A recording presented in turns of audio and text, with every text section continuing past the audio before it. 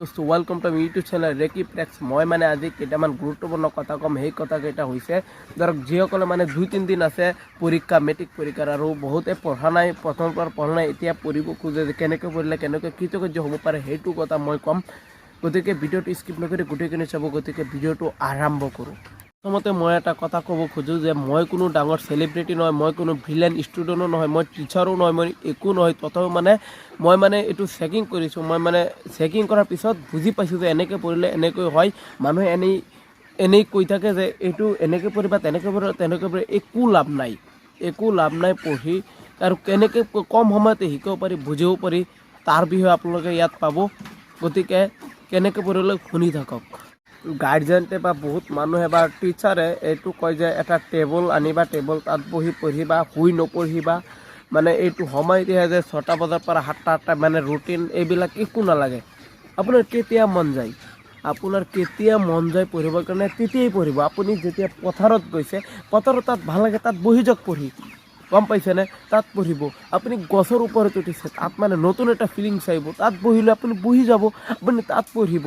মানে যেতিয়া নেকি এইটো কাৰণে অ'ত পঢ়িব লাগে, জেগা চেঞ্জ কৰিব লাগে। যেতিয়া আপুনি পৰীক্ষাত যাব তেতিয়া এটা কুশ্যন যেতিয়া এটা আহিব আপোনাৰ মনত পৰিব যে মইতো গছত পঢ়িছিলোঁ, গছত শিকিছিলোঁ। এইটো কনফাৰ্ম একেবাৰে ডাইৰেক্টলি আহি যাব, মনত আহি যাব।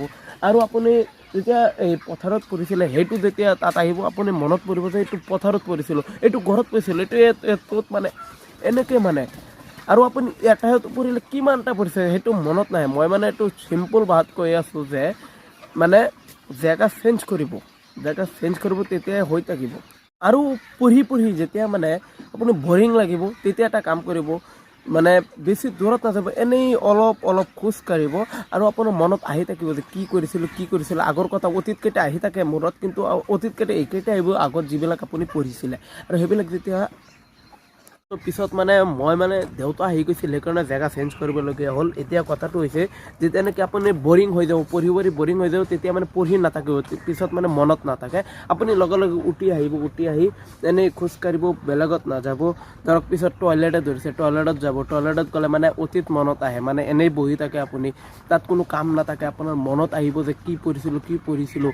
যেতিয়া আপোনাৰ পঢ়াকেইটা মনত আহিব আপুনি মনে মনে পঢ়ি থাকিব। আৰু যেতিয়া পাহৰি যায় কোনটো মনত নাহে সেইটো আকৌ টয়লেটৰ পৰা যেতিয়া বাহিৰত যাব তেতিয়া বহি মেলি পিছত চাব যে এইটো নোৱাৰে আপুনি, এইটো আৰু 2-3 বাৰ পঢ়ক। মুঠতে আপুনি কোনো নিৰ্দিষ্ট টাইম নালাগে, একো নালাগে। আপুনি যেতিয়াই মন যায় আপুনি পঢ়ক।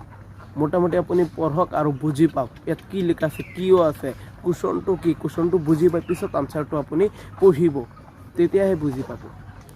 ধৰক যেতিয়া টোপনি গৈছে, টোপনি যাবৰ কাৰণে মন ধৰিছে, টোপনি গৈ আছে তথাপিও আৰু হঠাৎ টোপনিৰ পৰা উঠিছে, মনে ধৰিছে যে এইটো কুৱেশ্যন পঢ়িবৰ মন গৈ আছে, মই পঢ়োঁ।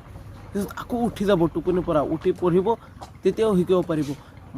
ইয়াৰ কোনো নিৰ্দিষ্ট টাইমেই নাই, মুঠতে পঢ়িলেই হ'ল। গতিকে এনেকৈ পঢ়ক আৰু যাৰ যি ইচ্ছা যেনেকৈ পঢ়িব পাৰে পঢ়ক। গতিকে ভিডিঅ' এইখিনি।